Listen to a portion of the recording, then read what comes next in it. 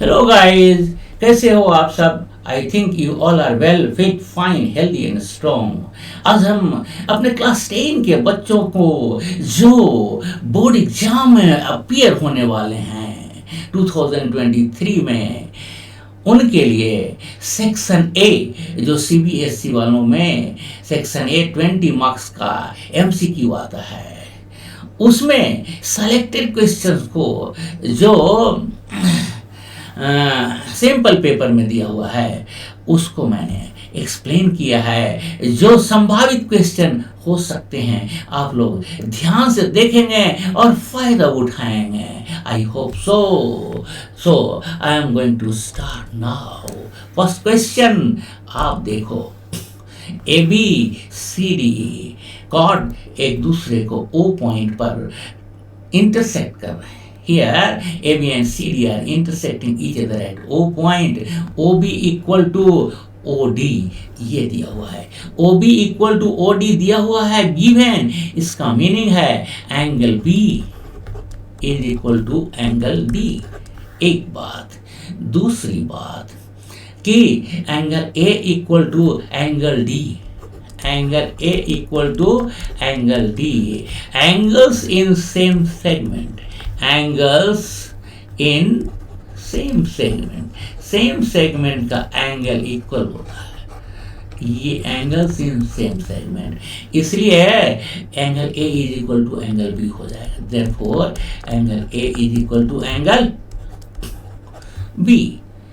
दूसरी ओर देखा जाए एंगल डी, एंगल यहां देखिए angle B equal to angle C, angle B is equal to angle C।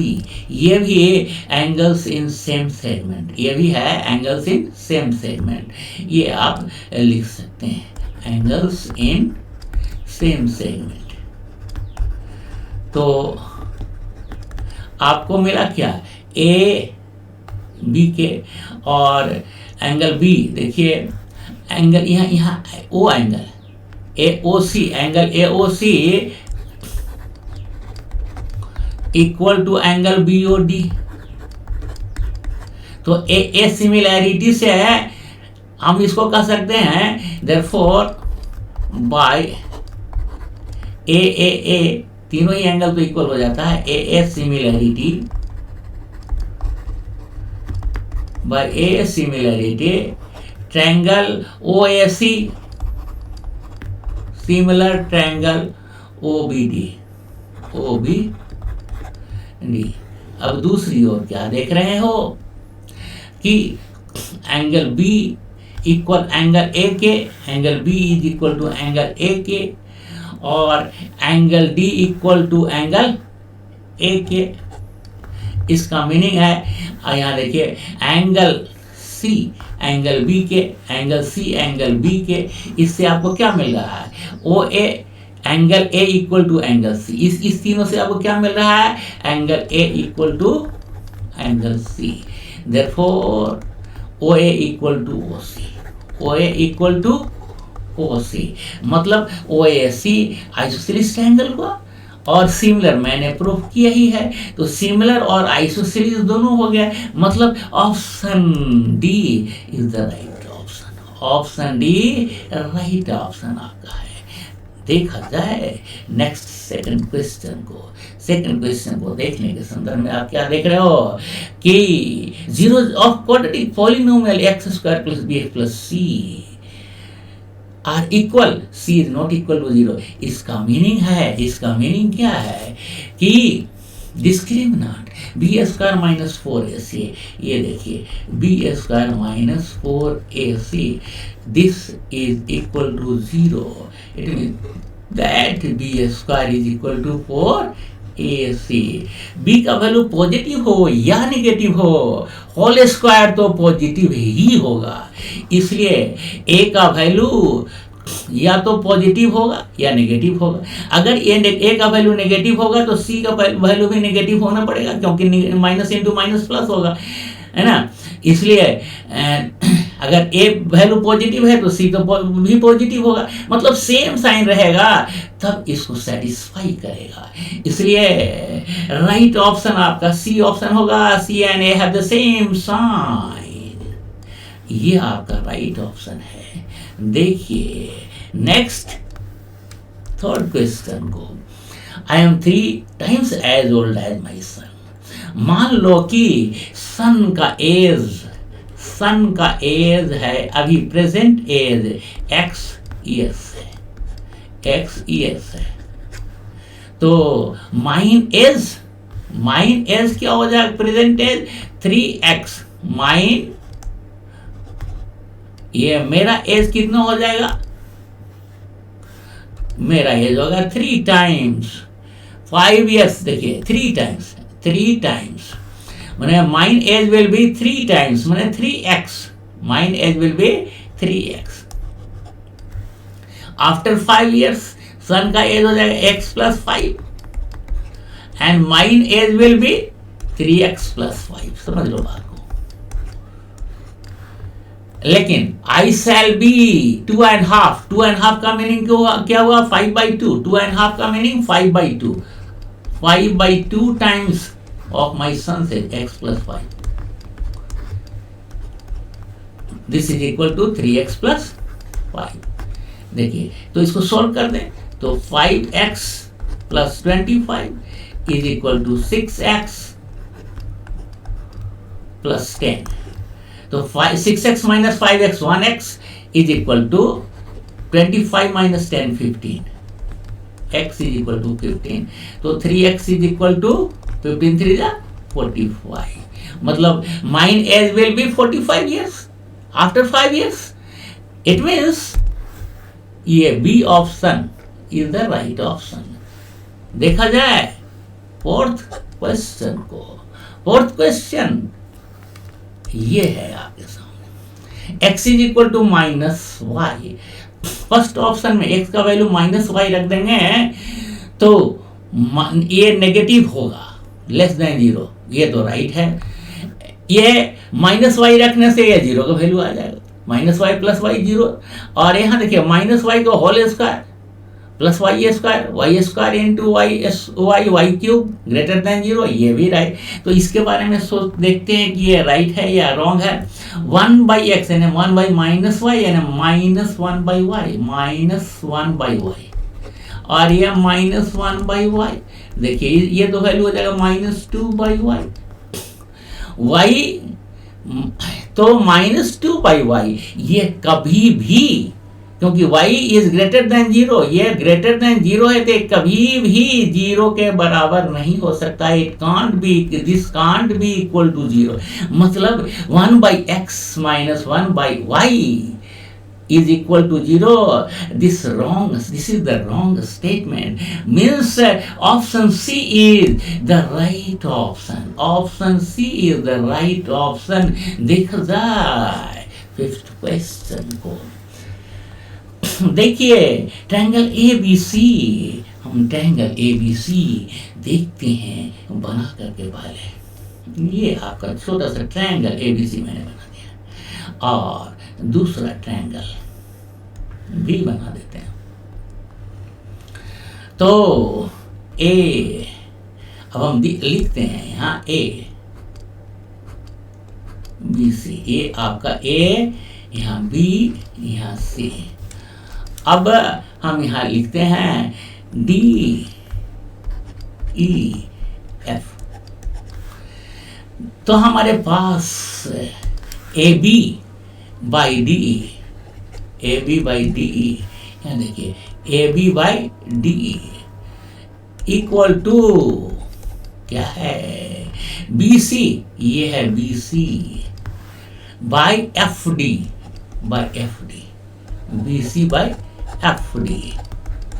तो इंक्लूडेड एंगल आपको यहाँ देखिए, ये एंगल इंक्लूडेड एंगल है B, यहाँ D इंक्लूडेड एंगल हुआ। तो क्या होगा, angle B equal to angle D। तो आपका right option angle B is equal to angle D, यहाँ B वाला है, ये है राइट ऑप्शन। ठीक है। अब देखेंगे हम लोग सिक्स्थ क्वेश्चन को। Sixth question next, a number is selected from 1 to 50, तो 1 2 इस तरीके से 50 तक। तो इसमें कितने आ रहे हैं टोटल नंबर, टोटल आउटकम हमारा होगा कितना 50। अगर हम देखें 3 का मल्टीपल 3 6 3 6 9 इस तरीके से हम अगर देखते जाएं 3 9 3 जा 27, देखिए 12 3 जा 16 3 जा 48 16 3 जा 48, ये 48 मतलब 16 3 जा 48। हम काम हमारे पास 16 ऑप्शन जो मल्टीपल है 3 का, और 5 का मल्टीपल अगर देखें तो 5 10 इस तरीके से 50 तक आएगा। यहाँ से मिलता है 10 ऑप्शन। इसमें आपको 3 5 जा 15 और 3 5 जा 15 और 3 6 जा 18, 3 5 जा 15 हो गया, 45 हो गया, और 3 या 5 से भी हो गया, और एक और है, मतलब एक और कौन है ये देख लीजिए। वो 5 देखिए 5 3 जा 15, 5 4 जा 20, 5 4 जा 25, 5 6 जा 30, वो है 30। तो 15 30 और 45 ये 3 ऑप्शन 2 बार आ गया है।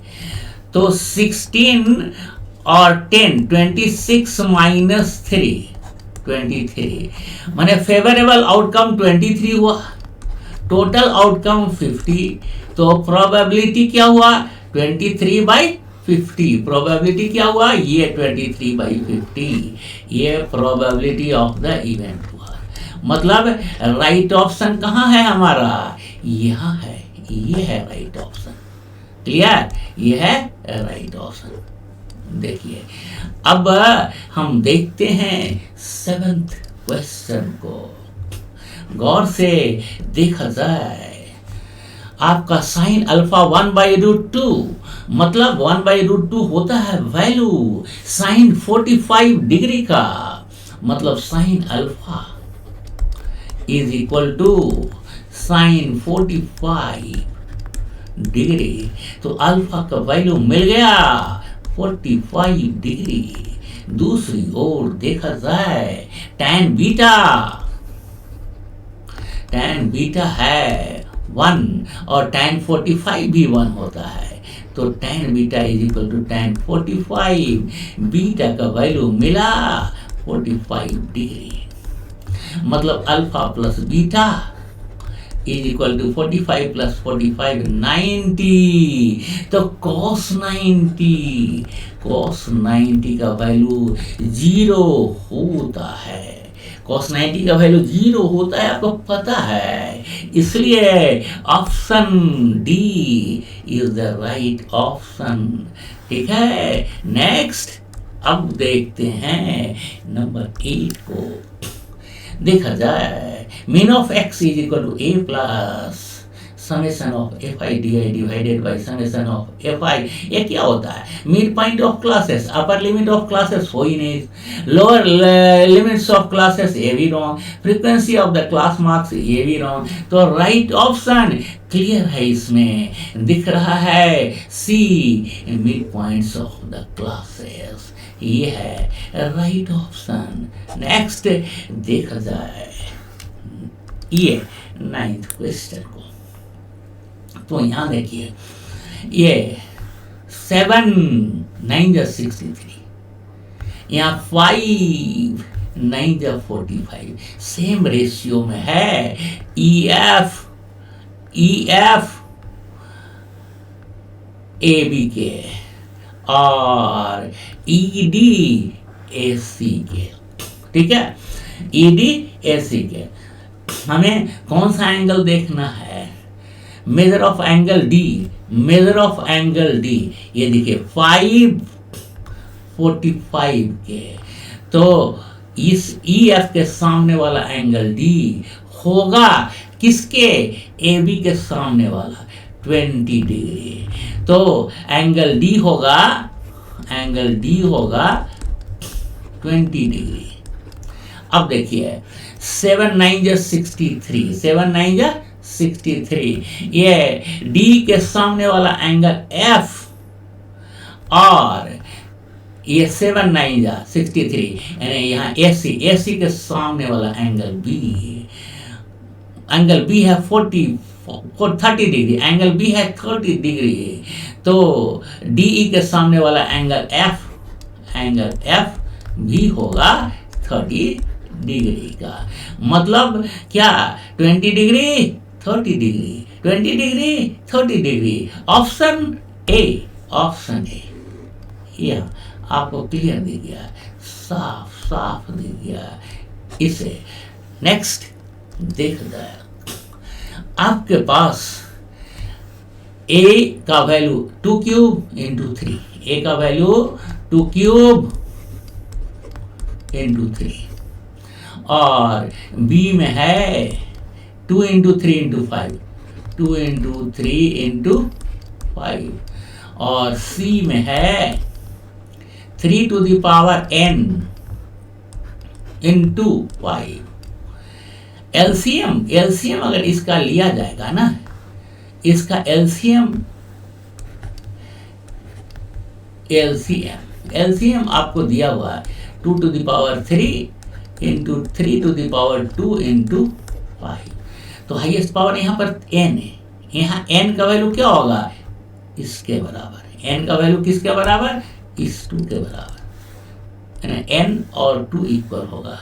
Therefore n is equal to 2, n equal to 2। तो राइट ऑप्शन यहाँ, ये 2D is the right option, ध्यान दिया जाए। तो अब देखते हैं नेक्स्ट क्वेश्चन को। A cyclist takes 2 hours less to cover a distance of 200। अब मान लिया कि स्पीड है साइकिलिस्ट का ये x kilometre per our cyclist का स्पीड है। तो टाइम जे ओरिजिनल स्पीड ये हुआ x किलोमीटर पर आवर, तो टाइम क्या लगता है 200 डिवाइडेड बाय x। लेकिन स्पीड बढ़ जा रहा है, इंक्रीजेज 5, तो 200 डिवाइडेड बाय x प्लस 5। तब ये डिस्टेंस, तब ये डिफरेंस, ये टाइम का difference, this difference 2 hour less ना, तो ये 200 कॉमन ले लो, तो 1 by x minus 1 by x plus 5 is equal to 2। तो यहाँ इसको सॉल्व करोगे तो x plus 5 minus x divided by x into x plus 5, इधर 2 बाई 100 यानी 1 बाई 100। इसको देखोगे तो एक्स स्क्वायर ये हो जाएगा x square plus 5x, x square plus 5x, ये कैंसिल हो गया, इक्वल टू 500। इसको सोल्व करो तो x square plus 5x minus 500 equal to 0। तो एक्स स्क्वायर इसको सोल्व करोगे तो plus 25x minus 20x minus 500 equal to 0। x plus 25 minus common ले लिया जाए 20, तो x प्लस 25 इक्वल टू 0। तो x minus 20 into x plus 25 equal to 0। तो x इज इक्वल टू 20 होगा या माइनस 25 आएगा। नेगेटिव विल बी नेग्लेक्टेड, तो x का वैल्यू 20 लिया जाएगा। तो original speed 20 kilometre per hour होगा। राइट ऑप्शन आपका 20 kilometre per hour, B is the right option. देखा जाए 12th नंबर क्वेश्चन को, the distance between the point A and B, A और बी के बीच का डिस्टेंस। देखिए आपको डिस्टेंस कैसे निकालते हैं, आपको पता है x2 minus x1 whole square मैंने 0 minus 0 whole square, 0 minus 0 whole square, y plus y2 minus यानी माइनस 2 माइनस 6 का होल स्क्वायर, ये डिस्टेंस होगा। ये माइनस 8 का whole square minus square root of minus 8 का होल स्क्वायर यानी 64 का होल स्क्वायर 8 हो जाएगा। स्क्वायर रूट ऑफ 64 8 हो जाएगा। तो राइट ऑप्शन आपके पास ए वाला होगा, यहाँ A is the right option. Next अब देखते हैं 13th नंबर को। देखिए more than 10,000, 13,000, 16,000, 19,000, 22,000, 25,000. The number of families having income 16,000 to 19,000. 16,000 में 69 फैमिलीज है और 19,000 में 50 फैमिलीज है। 69 माइनस 50 कितना हो जाएगा 9 19। तो राइट ऑप्शन दिखा ये है 19 is the right option.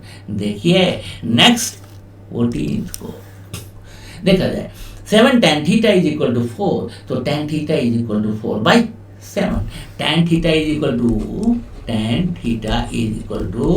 4 by 7। देखिए जो आपके पास यहाँ जो दिया हुआ है इसको अगर cos से डिवाइड कर दो तो 7 into sine theta by cos theta, same चीज से डिवाइड करोगे न्यूमरेटर को भी और डिनोमिनेटर को भी। न्यूमरेटर को cos थीटा से डिवाइड करो तो 7 into sine theta by cos theta tan theta 7 tan theta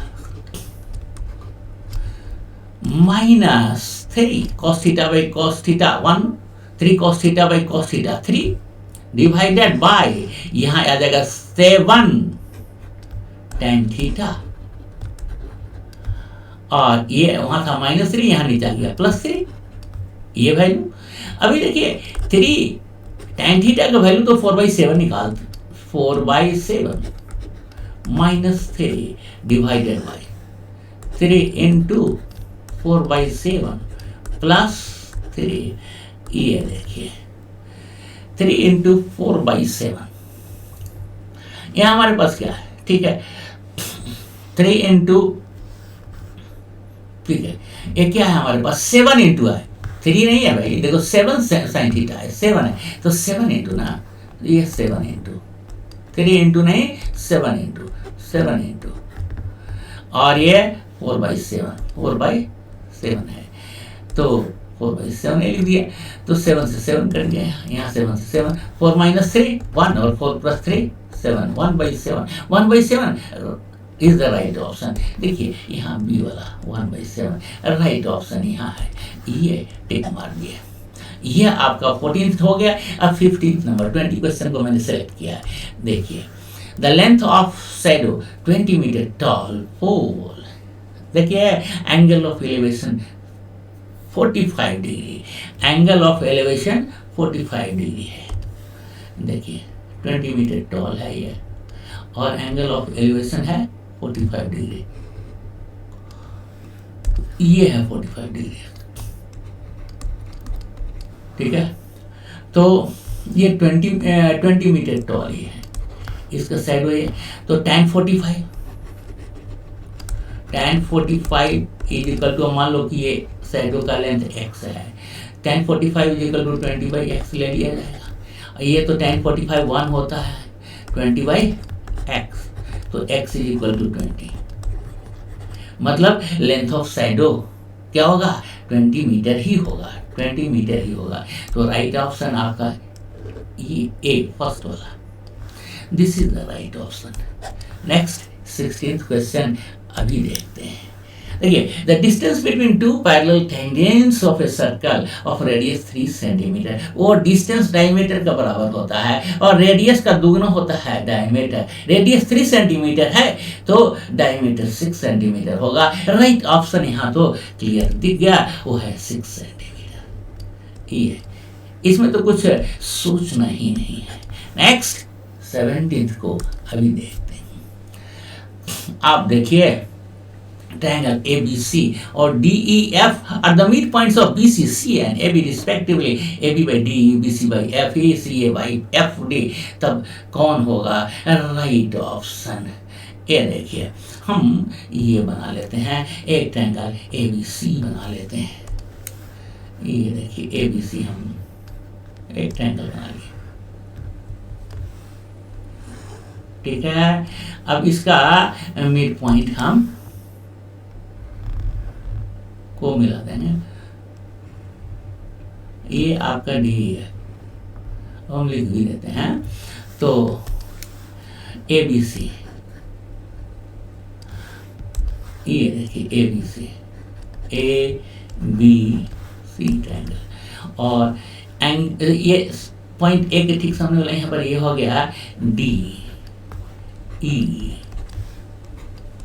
F, D E F ले लिया मैंने।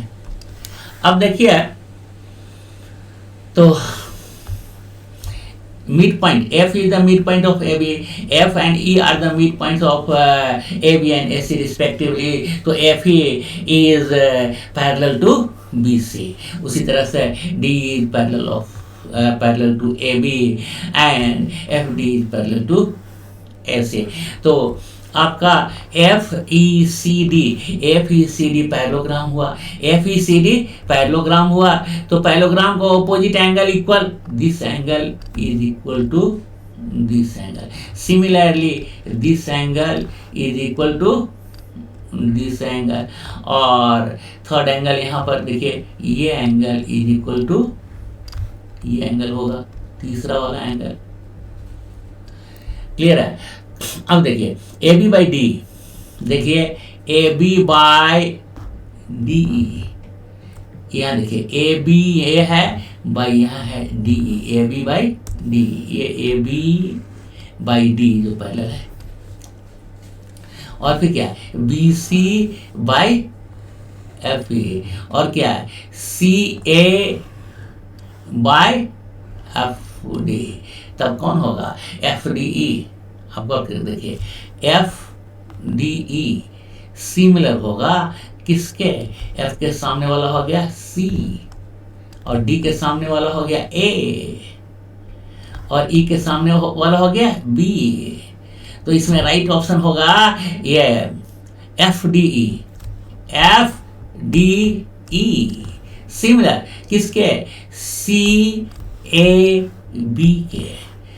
एफ डी ई, एफ के सामने वाला सी और ई के सामने वाला बी, और यहाँ ए के सामने वाला डी, तो सी ए बी के, सी ए बी के, मतलब ये होगा राइट ऑप्शन। यहाँ ये होगा राइट ऑप्शन, गौर करके देखिए ये होगा right option, F D E similar to C A B. देखा जाए अब हम देखेंगे 17th के बाद 18th नंबर क्वेश्चन को। यहाँ है आपके पास टू डिस्टिंक्ट रूट्स, है ना, मतलब क्या कि डिस्क्रिमिनेंट जीरो होगा। क्वाड्रेटिक इक्वेशन का टू डिस्टिंक्ट रूट, इसका मतलब है कि discriminant zero, meaning b square minus 4ac, 2a² minus 4a, और c के जगह में भी है a, this is equal to 0, मतलब 4a² equal to 2a², 4a² is equal to 2a² यानी 4, तो a² is equal to 1, therefore a is equal to हो जाएगा प्लस माइनस 1, a का वैल्यू क्या हो जाएगा प्लस माइनस 1, मतलब राइट ऑप्शन आपका यहाँ है plus minus 1, a is equal two plus minus 1, ये हुआ आपका राइट ऑप्शन। क्लियर। नेक्स्ट अब हम देखते हैं, आपको देखिए product of zeros of polynomial X cube minus three x square plus 7x minus 10। तो अगर प्रोडक्ट ऑफ जीरो होता है minus D by A, minus D by A, product of zero minus D by A यानी minus into minus 10, और A का value X A cube का coefficient 1 divided by 1, ये value हो जाएगा माइनस 10। मतलब एडजस्टन A is correct, adjacent A is correct. अब देखिए रीजन आर को, product of zeros of polynomial X square plus B X plus C, ये जो प्रोडक्ट इसका होता है वो C by A, wrong option है, ये रॉन्ग है। X square plus B X plus C is given by C by A, ये तो स्टेटमेंट तो करेक्ट है, लेकिन इसका एक्सप्लेनेशन ये रीजन नहीं है, ये रीजन नहीं है। रीजन मैंने क्या कहा, रीजन होगा product of zeros of polynomial x cube minus three x square plus 7x minus 10, ये क्या हो जाएगा minus D by A, minus D by a. Reason होना चाहिए था माइनस डी बाई ए, ये रीजन होना चाहिए था, जबकि यहाँ क्या लिखा हुआ है सी बाई ए। इसका मीनिंग क्या हुआ, both A and R are true, ये स्टेटमेंट तो ऐसे ही है तो इसलिए बोथ ए और आर दोनों ही ट्रू है, but R is not the correct explanation of A का करेक्ट एक्सप्लेनेशन ये रीजन नहीं है, इसलिए राइट ऑप्शन आपका ये ऑप्शन है। ये देखिए both A and R are true but R is not the correct explanation of A, this option is the right option. Next 20th question, last question देखते हैं। Two identical solid cubes of side 5 cm are joined end to end. Total surface area of the resulting cuboid is 350 cm square. देखिए two identical cubes को अगर एक साथ join कर दिया जाए तो लेंथ बढ़ जाता है, केवल लेंथ बढ़ जाता है, और वो लेंथ 5 + 5 10 सेंटीमीटर हो जाएगा, लेंथ 5 + 5 10 सेंटीमीटर हो जाएगा। और total surface area of cuboid का फॉर्मूला तो यहाँ दिया हुआ है 2 × LV + BH + H, ये तो करेक्ट है। तो टोटल सरफेस एरिया कितना आता है ये निकाल करके देखते हैं। 2 × L का मीनिंग 10 और B का मीनिंग 5 प्लस ब्रेथ 5 और हाइट भी 5 प्लस H 5 हाइट 5 लेकिन लेंथ है 10 ऐड ज्वाइन कर देने से। तो ये आपको 2 × ये 50 + 50 125 125 × 2 250 सेंटीमीटर स्क्वायर, ये सेंटीमीटर स्क्वायर, जबकि यहाँ लिखा हुआ है 350 सेंटीमीटर स्क्वायर। मतलब assertion A is false, assertion A is false, but reason R is correct, but reason R is correct. So option D, A is false but R is true. मतलब right option is D, right option is D.